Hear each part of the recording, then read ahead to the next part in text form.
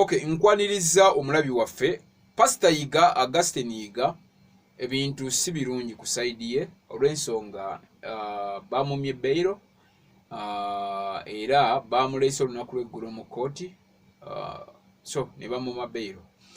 Yiga kino kyaddiridde oluvannyuma lw'ebigambo yayogera ebigambo ng'ekirwadde kino kitandika ekya Ssenyiga, ekirwadde kituleetedde okuba nga batusiba kati ndowooza tugenda weza omwezi nga gumu, tugenda weza omwezi kuba basooka ne batuwa ennaku 3 ne tuzitwala wakati awo ne batwongera ennaku 14 ne tuzitwala twazimazeeko batwongedde ennaku 21.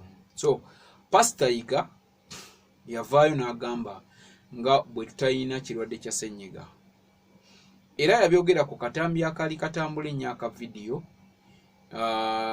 n'abyogera wakati mu bannamawulire n'agamba Uganda tulimba. Ekyo nno kyaviirako munne ate waliwo pastor omu eyategeezezza era akatambi kabadde kayita emabegaawo n'agamba nga Pastor Yiga ye pastor ye yalonkoma Pastor Yiga. So Pastor Yiga ne bamukima ne bamutwala basooka ne bamuyitako mu kooti nga bakamutwala ne bamuma bailo n'olunaku olw'eggulo bamuleese ne bamuma bailo. Yamumiddwa lwa nsonga nga oba bakyanoonyereza ku fayiro naye ate batugamba ko Pastor Yiga oyo mulwadde si mulamu bulungi. Pastor Bugembe yavaayo n'ayogera ku nsonga za Pastor Yiga neyegayirira poliisi n'agamba poliisi basonyiwe Pastor Yiga. Pastor Yiga nti si mulamu bulungi mulwadde so ongeremu oba endala Pastor Yiga mbu yeetaaga kusabirwa yeetaaga twala kutabika ye Pastor Bugembe bw'atyo bwe yagamba. Ensonga z'abapasita zino zo si nnyangu. Omukulu waliwo pastor omu yavuddeyo awo ali awo Pastor Male waliwo pastor yavuddeyo si Pastor Male yavuddeyo n'annyonnyola ensonga naye n'agezaako okutegeeza nti ye yalonkoma Pastor Yiga. Pastor Sempa naye yavuddeyo n'agamba ye yalonkoma Pastor Yiga. Pastor Yiga oluvannyuma lw'okuvaayo ebigambo ng'ayogera bingi Pastor Sempa mbu n'akubira n'abakooba.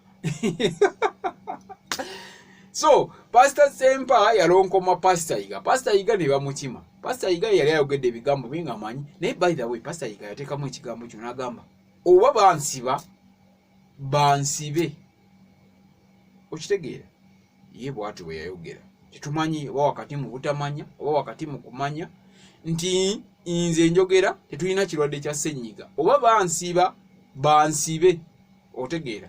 So ye embeera liwo munywanyi mu bintu bino naye nga nkwebaza Sseruganda weebale kubanga otulaba tuliwo kutuusaako mawulire ebyo byabaddewo olunaku lwaggulo naye nga tukyabinoonyerezaako ddala ekituufu kyekiso netugaa kale katugira tubawaako kino kyennyini ekiriwo nti olunaku lwegwo tebamuwadde bailo yazzeeyo mu kkomera ne bamugamba ajja kukomawo ennaku z'omwezi 5 omwezi ogwokutaano. So kitegeeza tugenda malako ennaku 21 kubanga ziggwako by the way nga 5 ng'ali luzira. Yeye embeera eriwo. Pastor Yiga ebintu si birungi tumusabire busabizi.